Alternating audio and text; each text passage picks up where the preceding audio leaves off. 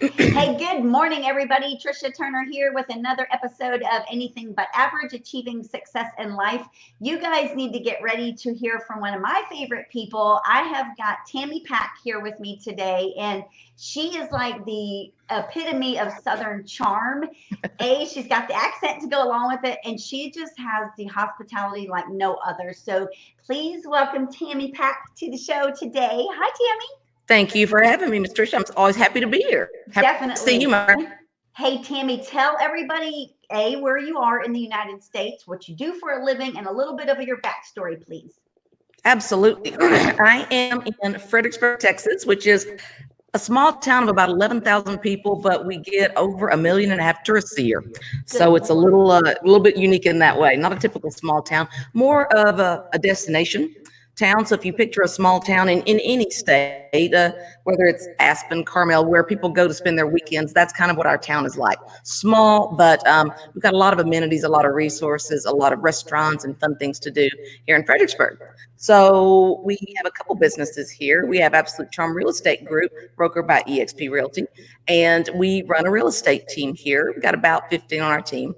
We also have Absolute Charm B&B Reservations, which, as you can imagine, is not the greatest business to have at the moment, but that's okay. It's been an amazing business we started the reservation part in 2007. So for 13 years that it has treated us well. So Wow. it's our turn to take care of it and treat it well, right? So Yes, definitely. yeah. So on the vacation rentals, you guys have been building that for, like you said, 13 years now. So how many rentals do you have currently? We represent 150-ish. And in some ways, we've been building it longer than that because I started my first B&B cottage in 2001. And Wow. by 2007, I had 26 rooms of my own. And Love that. 2007, then we said we need to start taking our own reservations. And it was just going to be for us. But as you can probably imagine, it didn't take long for other people to say, well, take ours too, help us out.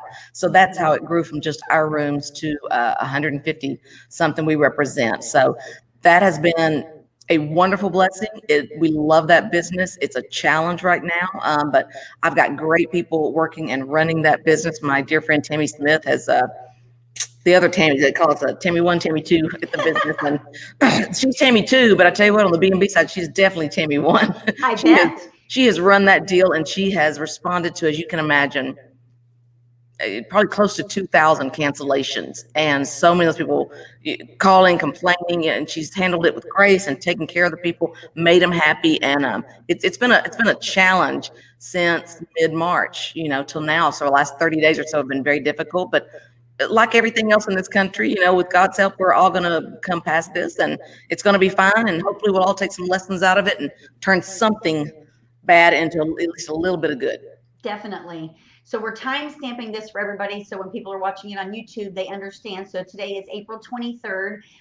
Tammy, they're in Fredericksburg. I know we're in the same state. I'm here in Houston. And here in Houston, thank goodness, we really weren't impacted too much by the virus. I mean, there's people that are sick, but we're still working. How are you seeing things there?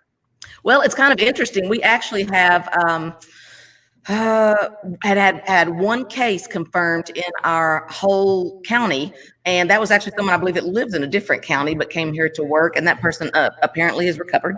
So we've Wow. been very, very blessed there. Yeah. Um, but of course, we've had the social distancing, which is gatherings under 10, and keeping your space and as little as possible. Basically, stay home as much as you can. So Hmm. in real estate, can we go on a showing? Absolutely. Do we use the CDC guidelines? Yes. And if people want to do things virtually, we're open up as many of those opportunities as we possibly can. And we're doing a little bit of both. So prior to the virus, with your real estate business and your vacation rental business, what would you say? What kind of market were you in? Were you in a seller's market for real estate? And clearly, your vacation rental was booming, correct? Oh my goodness. February was huge. It was probably our best for like on the B&B side, best month ever. It was incredible. January and February, we were up. I forgot the exact percentage, but we were, Tammy was doing some really aggressive price optimizing and making sure that we had our rooms booked for the most amount, but not overpriced, so that they were booked at all times. I mean, just blowing it out of the water. Of course, then all this hits. Same thing with real estate. There was so much happening that we really looked at it and said, this is going to be our best year ever, without a doubt. And, in some ways it still can be a great year, but it took a very strange change. We've laughed about the month of March and how crazy that was. April hasn't been as bad because once April started, we kind of knew what we were into, right? By April 1st, we knew we were staying home for a month. Yep. So to me, you start to develop routines. March felt like 2 years, I think, because there were so many phases of it. My birthday's March 6th, and man, we were just having a party. Everything was great. Nothing was on anyone's forecast. The day after my birthday, my dear friend Tammy Smith and two of our daughters, we flew, the four of us, to Napa. And in San Francisco, we flew into San Francisco on March 7th. We came home that following Thursday. That Sunday, the wineries in Napa all closed. So we got out by with our pants on fire pretty much, but we were fortunate and didn't have any repercussions from it. But that's how quickly things started changing. And then by the end of the month, the world has ended and no one can go anywhere. And so it was a pretty fast, very slow change. Those 31 days were horrible. And for you running, two businesses plus that was a huge slap in the face for you because like you said, you started getting cancellations like crazy. So what could you share with others that are listening right now, whether they own a vacation rental business, real estate, what have you done in this last, say, 30 days? Because that had to have been overwhelming to kind of get you and your whole organization, on a level playing field and not overwhelmed. Yeah. For the most part, for the first week or so, our reservation employees really crushed it on, taking care of getting cancellation dealt with. After a week or two, there wasn't really any work to be done because the cancellations were slowing and bookings have always been coming in, not that many. So really got to where Tammy Smith and her daughter were kind of handling the flow there for a while. Then we did the PPP. So we thought, what we've got to do is we got to stay calm, deal with everything we've got to deal with, but then just keep moving forward one thing at a time. Start getting your war room set up. I've always called it that. Back in my law days, I used to practice the law. And when we were getting ready for trial, we had a war room. And that's where all the documents were. Everything was laid out. You didn't touch anything. Nothing moved. And you were in fight or flight mode the whole time, right? Love that. So that's kind of the way I looked at this. I said, I'm taking all my stuff home. You see this is my kitchen behind us. And I got things set up. I started going through what bills are there? What bills can be deferred? What bills should be deferred? Who do I call? And started taking action. I find the best way when you're in an undeniably stressful time for everyone, the thing that makes you feel best is not hiding under the covers, but getting out there and going, but out there, work, don't worry. Go, what can I do right now that might be productive? Can I go through all my bills and see what I can cancel, what I don't need anymore? And that's kind of what we have done. Part of that was filing for the PPP program, which allowed us to bring all of our reservations back on payroll. And it was kind of hard at first because we're like, well, there's not that much work for them. And we kind of struggle with, do you bring people back when there's not much to do? We said, well, there's always projects, right? Projects that we can't get done when things are busy. So we thought there's no reason, the government is supporting this. There's no reason whatsoever for us to not bring them back if the government's really paying for it, right? That's right. Because the government's goal is we can either give it to people as unemployment kind of benefit, or we can give it to people for roughly an 8-week period to get back at their desk, back in their jobs. And then hopefully when this is all over, hopefully not all over, it's something we're going to learn to live with. But in 8 weeks, hopefully things are normalized enough that perhaps the employees can stay on and you'll realize that there's work for most of them.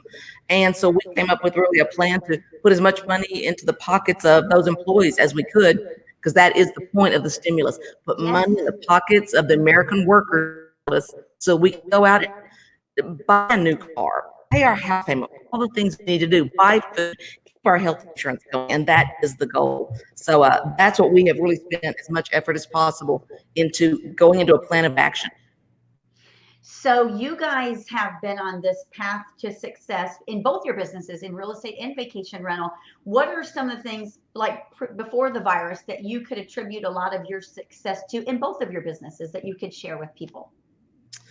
Absolutely. Well, like on the B&B side, and it's really similar to real estate. I think all sales are very similar. You have to have two things. I've told people this in B&Bs forever, and I find it applies everywhere in life. You got to have a great product, and they've got to find it, and you got to be able to sell it to them. I right? love that. Your B&B could be the Shangri-La. And if it's not photographed beautifully and shown everywhere while people are at home looking on the internet, you're going to go broke. Mhm. Your B&B could be shown everywhere to its best and brightest, but if it's a piece of garbage, you're going to go broke. Yeah. So you have to have both, right? You have to have the right product. Now, sometimes, like when you're listing a piece of real estate, it is what it is. You don't necessarily need to fix up something or put lipstick on a pig. You need to just sell it at the right price. So that's still a good product. That's a fairly priced product for what it is. Mhm. But then it's got to be photographed beautifully, marketed beautifully. We always say in real estate, our number one job that we want sellers to understand they need to do is hire the best real estate marketing company they can find. That's their job. Amen. Everybody can put it in MLS. Everybody can put a sign up. Pricing doesn't often range very much between real estate companies. It just doesn't. It's very similar within a range. But there are companies out there, like I know yours and mine, that we believe in going all in to market, to stay cutting edge, to stay high tech, to stay ahead of the curve, whether it's the photography, the Matterport tours, virtual technology, so that it was no big deal for us, right? I mean, we don't love going into a completely virtual environment, but it's not been that big of a deal. We've always filmed all of our properties in a Matterport setting. So if they could put us on shutdown right now, and every listing we have currently already has a Matterport. So it's not that hard to do a virtual 3D walkthrough when you're already working with a tech forward company. Mhm. So now with the virus in place, how have you guys shifted how you'll do things? I know you already do Matterport and video, but are you shifting anything else as we go through this time? We're making available buyer or seller consultations virtually. Love StreamYard that you're I using here. know. Information, that's my favorite thing. We use Zoom, of course, as well to have those consultations. You can share your screen easily, go through comps, see one another's face. So it's still, there's so much technology out there that if this had happened 10 years ago, can you even imagine, or 15 years ago, No. how would we even be dealing with this? It's just crazy. No. Like you and So I the were thing talking Hmm? when we were talking before we went live, like you referenced 9/11, just imagine. I mean, 9/11, we didn't do things virtually, not really. Nothing like we do No, now. we did not. The internet was barely kind of getting there for us. And, that's we all know that that's one of the hardest things is the market hates uncertainty. The market, whether it's the stock market, the real estate market, human nature hates nothing more than uncertainty. That's why mom always told me, you need to be strict with your kids, because she'd always say their guidelines and their boundaries, that's their security. When you're not always waffling with them, that's their security. They know that when mom says no on this, she's not going to be different tomorrow. That's my boundary, and I don't push it, and that makes them feel safe. So as I'm sitting here thinking about it, it's kind of the same thing here. We don't have any security because we don't have boundaries. We don't know, is this going to be over May 1st? Quote, we're pretty sure it's not. Or then we'll see something come across the news saying, oh, social distancing through the end of the year. And then they say, oh, within 4 years, we'll be doing, obviously it won't be at this level. I think we all feel like some of this, it's going to become a new normal. Yes. But that's unsettling to people, whether it's planning a trip, whether it's buying a vacation rental, whether it's purchasing a new home. People want to see things settle in. That's just normal. So on the vacation rental, what are your projections after we do kind of get released from this? Do you think people are going to go back to the new norm of booking and going on vacations all over the place, or do you think people are going to be hunkered down at home? I think whenever they open things up and say you can go and turn the lights back on, I think it's going to be Katie bar the door. I think they are going to flood Fredericksburg like never before. So I think we're going to make some ground. Some people in our town that worries or makes them nervous, but it is what it is. At some point, the government is going to say, we are going to restrict anything. We can't restrict travel. People are going to have to, at some point, make decisions for themselves. We cannot keep the world on lockdown for 2 years. We just can't. No. So at some point, that is going to loosen up. And I believe one way or the other, whether we like it, whether we don't, whatever business we're in, people are going to go, get me out of here. I've got to move around. I've got to go see and do something new. So yeah, I think it's really going to pick up, not just here, but everywhere. And particularly Fredericksburg, I believe, is going to be a popular place for people because Texas is a big state. And in a lot of states, a weekend getaway is driving a couple hours. And I'm always telling people, no. In Texas, 4 to 5 hours for a weekend getaway to Fredericksburg is no big deal. No. And so we've got, you guys in Houston are about 4 hours. Dallas is about 5. Austin and San Antonio are only an hour, hour and a half. So I said, we've got about 20 million people within 5 hours of us. And that's a weekend drive if you live in Texas. So we are going to, I think, even benefit from people who don't want to get on an airplane, who aren't ready yet maybe to make that next leap, but they're going to get in their car. And you know what? They may stay more to themselves. Right before things got as crazy as they did, we had some people come and staying at our B&B. They were great. There was 4 of them. They were good friends. They stayed in the back. They social distance. We didn't go near them. We would talk from afar, but they were grilling outside every night. We never had so many requests for grills. They were bringing their own food in, and they were cooking there and staying safe and staying apart from people. So yeah, I think it's going to be real interesting to see when things start to open up. And I mean, I know we all want to see things open responsibly. No one wants this to spike and to turn into something uncontrolled by any stretch. But you and I, and most of us only have so much control over all of that. And I personally like to spend most of my time thinking about the things I can control instead of the things that I can't, just because it's just not effective to spend my time worrying about what somebody else is going to do. And on the vacation rental, I agree with you 100%. I am not apt to go jump on an airplane right now and, the person next to me sneeze on me or something. Who knows, and there's a lot of people, and I'm an optimist. Like, I'm an extreme optimist. I believe the glass is overflowing. And so for people out there that are not like that, they certainly aren't about to go get on an airplane. So I would err on the side where you are, where people are going to be ready to go to a vacation rental with their own family, Why would they not? No, I know. No, absolutely. And this kind of shows you how I'm not normally terribly dyslexic, but this morning it was scrolling across. I kept trying to read. We're doing our Bible study, and then CNN is muted, kind of in the background. I keep seeing these words go by, and it says something about removing middle seat is idiotic, according to Ryan Ayer. And I kept glancing, and I kept thinking it said removing Middle East, and I was thinking. But I was turning Middle East seat. I was going, what, the Middle East seat on what, in NATO? Or what are they going to remove them from the UN? Or what? I was like, the Middle Seat on airplanes, right? I was like, what's the airlines getting all involved in that for? Why are they talking about the Middle East? That's so crazy. Now, for you guys, real estate market there, of course, because Fredericksburg is such a touristy place, how has that affected your real estate market, this virus? Well, it's kind of interesting. There are some people sitting on the sidelines. We have not really seen people. I haven't had anyone on our team say that they've got buyers saying, I'm just out, I'm not going to buy. What they're saying is a lot of them say, let's just let this die down a little bit and see where it goes. And they don't even need it to be over. They just want to get a sense of when it's going to be better. Yes. They know. I always tell them there's no recession proof, but Fredericksburg is as recession resistant as you can be because of those things like we discussed. We have 20 million people within a 5-hour car drive. And so we saw during 9/11, we saw in 2008, people that said, Europe, I don't know, let's scale back. But I know in the great state of Texas, at least, people aren't just going to stay home. No. They're not going to stay home. They're like, we're going somewhere. And so we benefited a lot from that.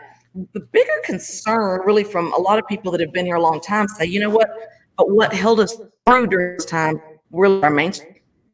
Our Main Street, we have over 150 unique shops. We have 60-something restaurants last time I counted. Those things are what people come to see when the trouble's passed. Yep. And so, of course, it's scary for us to hope those businesses are going to be okay when this is all over.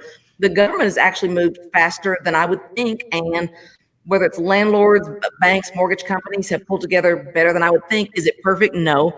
But boy, wouldn't you hate to be in charge of the logistics of running that whole thing? They have done, I think, a pretty admirable job, and I'm really not a political person regardless, of just getting money into people's hands. Not everyone, and it hasn't worked out for everybody, but they've done more than I would have thought a big clunky government could do. So as long as our Main Street stays intact and our wineries, that's our other thing. We are the number 2 winery destination in America after Napa and Sonoma. And of course the wineries are closed. Yep. There are a few that have, a curbside, but not much. I mean, they just really don't have many options. So I'm ready to see those businesses back up and running as soon as they safely can, just because that would be heartbreaking. There, I think we have in the range of 80 currently, and Wow. way more than that under permit. So what we're Wow. finding is there's two types of buyers. There's three. There's ones that just don't care and they have life events and they need to buy or sell. Nothing's really changed for them. Life is doing something to them, or they're moving into a phase of life where they need to make a change and they're going to. Yep. So that's great. Then we have the ones that go, you know what? I'm buying it as an investment. So I'm just going to hold off a little while. Give me a little time. Let's touch base in a week or two or a month and see where we are. Yep. Then we have a third group of buyers, which are more pure investors, which are 1031 investors. Oh, These are okay. folks who, and we do a ton of 1031 work here, because 1031 basically means you sell this investment property and you want to take it and move it into this investment property, and you don't want to pay taxes right now on the gain, on the profit. You bought a building for 500,000, you sold it for 750,000. You want to take that 250 and maybe buy two properties over here. It's kind of like Monopoly, turn your little greenhouses into big red hotels. Those That's a folks have perfect deadlines example. imposed by the government. So if they don't make their decisions, they're going to end up paying taxes on that money. Interestingly, the government actually came out and extended their deadline. I think it's the 45-day deadline, when they have to identify the properties that they are interested in purchasing, actually extended the deadline, which we had somebody come in and talk about 1031 exchanges recently who said, before this all happened, and they said these deadlines never change. Only in time of war have we ever seen the IRS push these deadlines. They did it in 1031. That's how serious Wow. it is. Lets you know how serious this is. It's just a different type of war, It is. It's a different type of war, and those buyers obviously are great clients, because for them, taking that risk is still better than paying, up to 39%. Well, I guess it'd be capital gains, so 23% tax on that. They're not willing to take that risk. They would rather risk moving it into something else that, what kind of investment property is, may sit empty for a couple of months. They'd rather take that chance versus just paying the taxes on it. So those are great buyers, because time's moving on. They still got to make a purchase. And, unfortunately, like I was in a conversation, a business meeting last night with a developer, and he is sitting on the sidelines right now because he says, unfortunately, in times like this, there's going to be a lot of opportunities for people to acquire property in a few months at a much lower price, because people have put themselves in a situation where they can no longer pay for their property. So there's a lot of that coming in the near future as well. There is, and I would say Fredericksburg definitely has less of that. Okay. I think the country in general has less of it, because, as you know, half of America now has half equity in their homes, which is insanely wonderful, versus 2008, when the equity was so much lower. So I think people learned a lot of lessons from 2008 and now have a lot more equity. So there's less pressure. There's also the banks coming in and saying, you got 90 days. We're not. And you know what? The truth is, they'll probably have to give longer if things don't improve. The government's really going to kind of ride everybody about this. And the car payments, all these things are stopping. So people aren't as quite a bad a position as they would be in normal times. Yep. In Fredericksburg, a lot of people that own these properties either own them outright or have low mortgages on them, and what they will do is they will just sit back and wait, or they will take them off the market. I've seen them do that in the past. There'd always be a deal or two, but in reality, most people just held on and waited, because they knew for Fredericksburg, our market just goes back up, because we're not like a normal market, which can be good or bad. We don't, I said, it's so rare for me to get to sell a house. I enjoy doing that, because most of ours are investments. That's just our town. But in a normal market like yours, you have someone whose job is starting, the kid has to be in school, they have to buy a house. Yeah. Ours is almost always not that. It's always like, I'd like a little vacation cottage there, and maybe I'm going to retire there someday, but I still got to work for 13 more years, and I live in Houston, but I'm going to buy it now and rent it as a short-term rental for now, because I know in 13 years it's just going to cost more. So let it pay its way, and then we're going to move up, right? Well, those people don't have to buy in the same way. So they pay more. If they're more expensive properties, that's all great, but they're the fire under their tail to make them buy, unless they're a 1031 buyer, is not the same. So in Fredericksburg, prior to the virus, what was like the average price point for a vacation rental property for people listening? Our average price point sold was in the upper fours across our team. And last time I ran the numbers, Wes and I think, like, at one point I ran numbers in like 72% of our personal production was B&B and vacation rental. So it's a lot. They are all over the board. Right now, we've had B&B properties listed between 350 is really pretty much these days the get in. That's it's real hard to get anything below that. That's your good deal. Okay. To get a 350 property really, and we've had them listed up to 5.8 million. So there is a very big range. And right now there are some listed. The lowest I've seen is about 350, and right now there's one at 3.5 million. So big range. Your average is probably going to end up coming out in the 700s. Okay. But you can get one in the $500,000 range most anytime. You know, if that's within your budget, then you're going to have at least a few to choose from. And but you being there as long as you have. And I think some sellers, right? You know this. Some of them are thinking, if I don't need to sell, is this the best time to list it? I ran some stats for some clients last night, and they were pretty astounding. In the city limits, residential, that's all I searched. In town, our little town here, residential, so no lots. No commercial buildings, but residential, there were only 24 things under contract, which was about 16%, I think it was, of all the listings were under contract at the moment. And out of those, over, 14 of the 24 were $350,000 or less. And that's a very low price point for us. So and over 500,000, only 12% of what's under contract was $500,000 or more. 3 properties were, and 2 of them were our listings. The 3 under got a 24 over 500,000, and that's a very moderate price point for you. So that tells you there are still buyers there. People want to buy here, but the opportunity, there's a lot of opportunity right now. If you've got something in that 350 or under range, you need to get it listed today. You know what it is? It's because those people, their jobs are usually secure. It's the ones whose jobs are unstable right now. Those are the ones holding back, especially here in Houston. I think you're right. But you know, when you look at the statistics, 59.5% of the unemployment rate is restaurants and bars. And so those people will get back to work at some point. You know, that's a temporary thing. That is not long term, I believe. No. You know, especially in your town. Interesting to see. I'm curious to see how this dichotomy is going to go. How many people are going to be like, I got to get out. I cannot wait. I'm so happy the restaurant's open. I'm going out all the time. But I even look at myself and I think nails. We were talking about earlier how crazy my nails look terrible. But I thought, how many people? I'm sure I'll be racing back in to get mine done. But how many people are going to go, I've kind of gotten used to it. I'm not going to race back. Where is that going to fall versus I can't wait versus I've lived without it. Maybe I don't need it anymore. I'm curious to see how they bounce back and what percentage of loss there is. I would not expect it to go to 100% because some people are going to go, I've been without X for this long. I can go a little longer. I'm with you. Now, regarding your team, you know, you've got a big team there of 15. So what are you doing with your team to kind of keep them motivated, keep them focused during this time? And what should they be focusing on so that they make sure they get paid the next 30, 60, 90 days? Absolutely.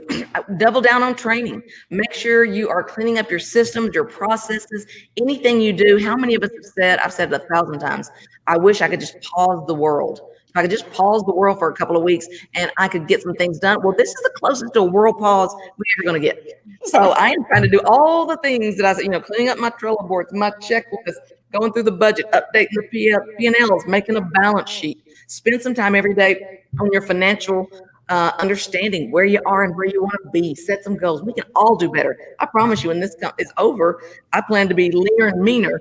Maybe not physically because I'm eating too much Corona food, but at least and the more budget organized. Right. Yeah. I That's want what we're working on. Budget. So do those things. We have our team meetings and we're meeting in our EXP virtual world, which thank goodness was already set up and we were already familiar. We have an office space, but right now we're meeting in our virtual private team suite that we rent, and we go in there on Monday morning and Wednesday morning at 9. I'm doing additional trainings in there. I'm encouraging the agents to also not just do our trainings, but to go into the main EXP trainings. And they're doing 50 hours a week plus, whether it's lead generation, how to use social media, growing your business with video, how to use the resources EXP provides. So many training opportunities. I'm going to dive deep on all of that and get all that done, because how mad are you going to be at yourself if this ends and they lift a lot of the regulations and you realize, oh, I didn't get my CE done. I got to do my continuing ed. It's like, what a waste. So get all those things ticked off right now. And obviously spend time loving on your past clients. If you don't have any yet on your sphere, call them, and not to sell them anything, but just to love on them and let them know you care about them. Because we've all noticed that your answer of having your calls accepted is going to be higher than ever right now because everybody's home, everybody's got time. So it used to, but be aware, if you're going to set a goal to make calls, that a 5-minute call that it used to be is probably not a 20-minute call because they're hungry for some adult interaction. They're all lonely, Are you guys doing anything outside of your team meetings to keep engaged together? I know some agents, are struggling to keep in production. They're like, what do I do? What can I do to get more business going? And it's hard right now for some. It is hard. Yes, we're doing, what I'll say, we have our trainings, and on Thursday tonight, we have a virtual happy hour because we want to keep our team culture going. So we log on, everybody gets their own glass of wine if they'd like, and we play like house party or Jackbox, and we can see each other's face. And even if we just talk and play a game or two, just to stay connected as best we can. We are also doing, this weekend will be our second virtual open house. We did one last weekend, and we're doing one again this weekend. And the agents and their clients are really liking that. And that's putting the agents out there in front of people, showing that just because things are kind of on pause, Absolute Charm's not sitting down. We're not on vacation. We're not on holiday. We're working harder than ever to make sure that our clients' properties are being noticed and being put in, at least in this front of as many eyes as we can show them. So that's been a successful program. We had almost 1,400 views of our one last weekend organically. That's amazing. So that was really good. And we use this StreamYard, which I see you're using because I love StreamYard. It can go live in up to 5 places at once if you get the $49 a month version, which is a steal to be live in 5 places at once.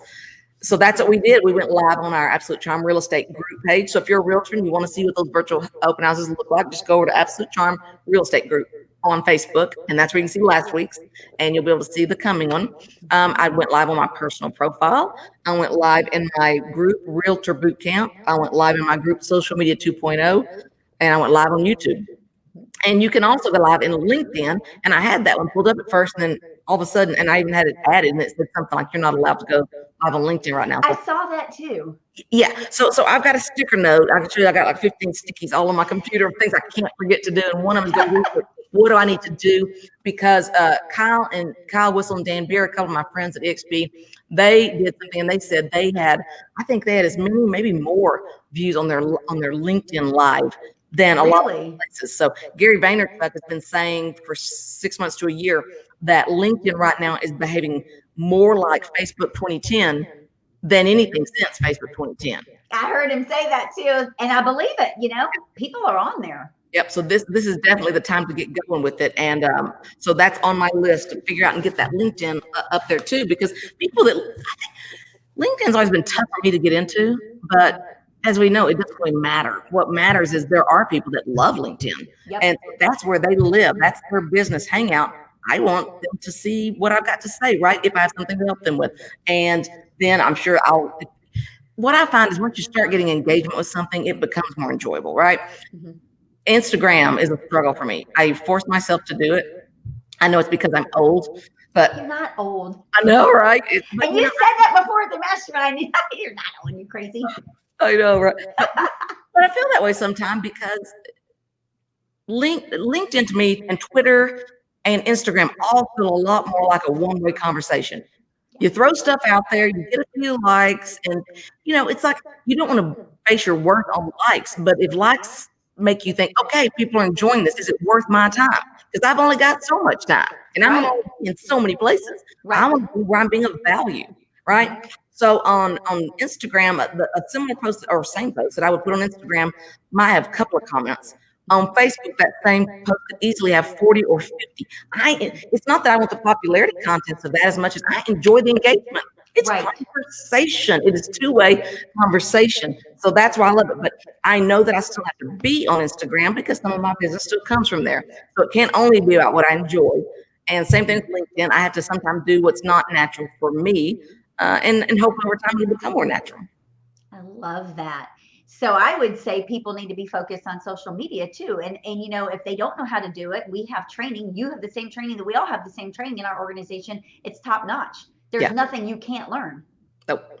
No, So everybody needs no to do excuse. social posts. That's one of the simplest things you can do. And I tell the agents, mix it up. Some of them have to be fun, they have to be non-real estate related, but then you better get back in there with the real estate post. Right. But make it interesting. Do some market research, do some stats, put something out there that they might find interesting. Like I'm planning to put together a little post of sorts based on the numbers I ran last night, and let people know that if you've got a property that would be in the 350 or under range, this is probably a great time for you to be listed. Honestly, you're gonna get a lot of eyeballs. You are, because at the end of the day, we still have buyers out there. Like here in the Houston market, before the coronavirus, we were in a housing inventory shortage. We need homes on the market. Well, we're still there. There's still buyers and they still can't find that perfect home. So we're on the relentless pursuit of building the inventory. We got to get that message and out there. That's what people need to do, is to reach out to a quality real estate professional, basically, and have those conversations. Say, what's the demand in my price range? What does it look like? Sometimes it doesn't matter. Sometimes life has told you this is the time to sell, and we're going to do what we can do, and we're going to market it beautifully. But sometimes don't just assume that your price range or your type property isn't what's hot right now.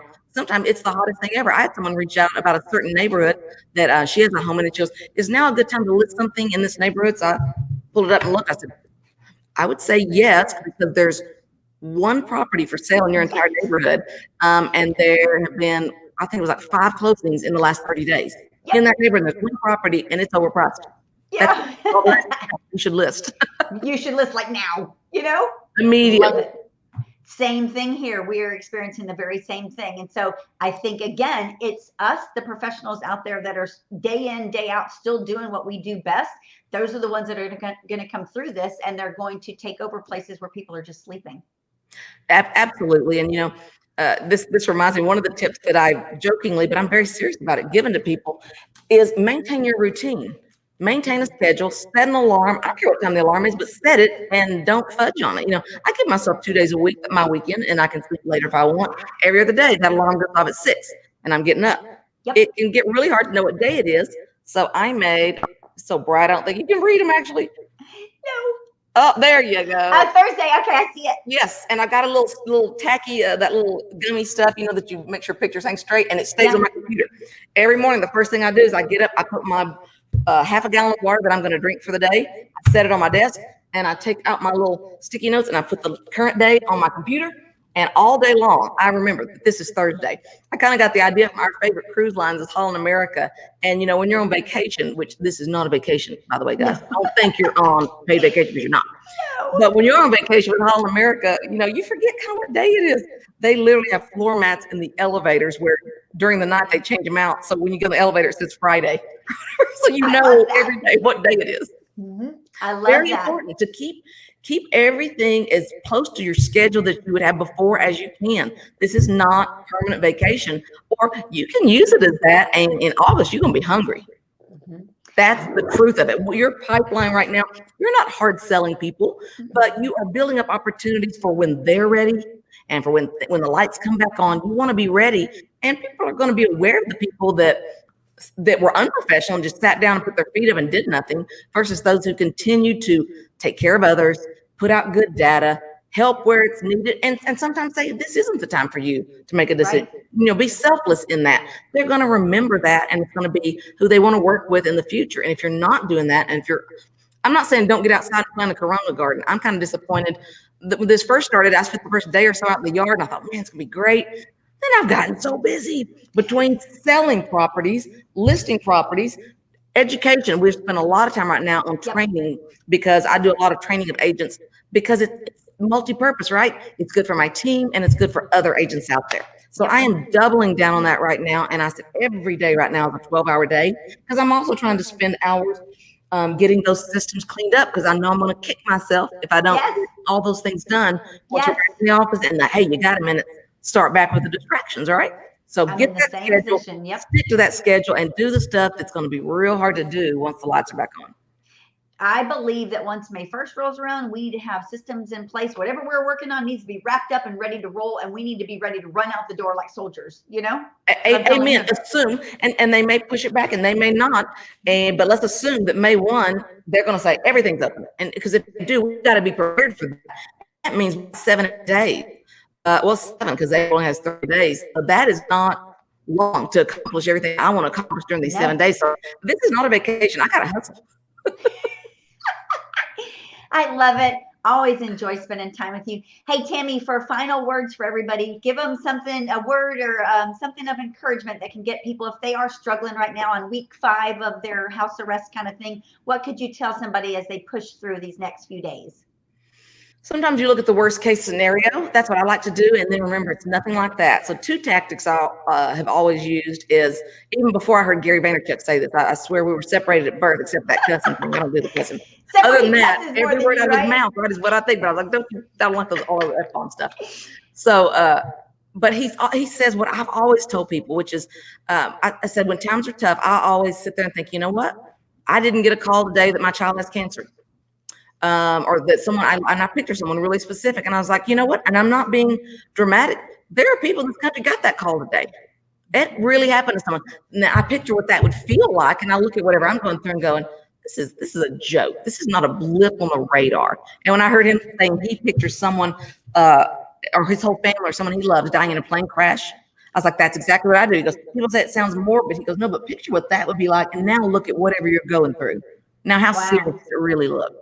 You're like, wow, this is stupid. And then my mom, the other thing I love is she used to always tell me, and when times would get scary, because if you're in business, you've been in business very long, you've been through some scary times. And if you haven't, they're coming. That's life. No one gets through unscathed. She used to always say 2 things she'd always tell me, and I loved it. You can use it with this example as well, but hers was always, well, if you raise kids, you're going to know you did it.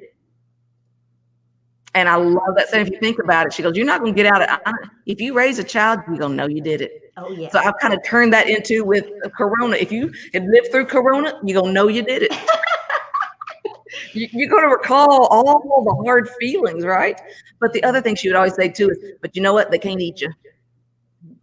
She's like, what's the worst that can happen? Times are tough. You call the bank, you work, you negotiate, you do what you got to do. You act like a big girl, put your big girl panties on. You don't hide, you don't stall, you don't not return phone calls. You get proactive and you go, hey, what can we do? How can we work together? There's never been a better time to take advantage of people wanting a good kind of advantage, people wanting to be helpful, wanting to work with you. So don't hide. Don't put your head in the sand. Remember, they can't eat you.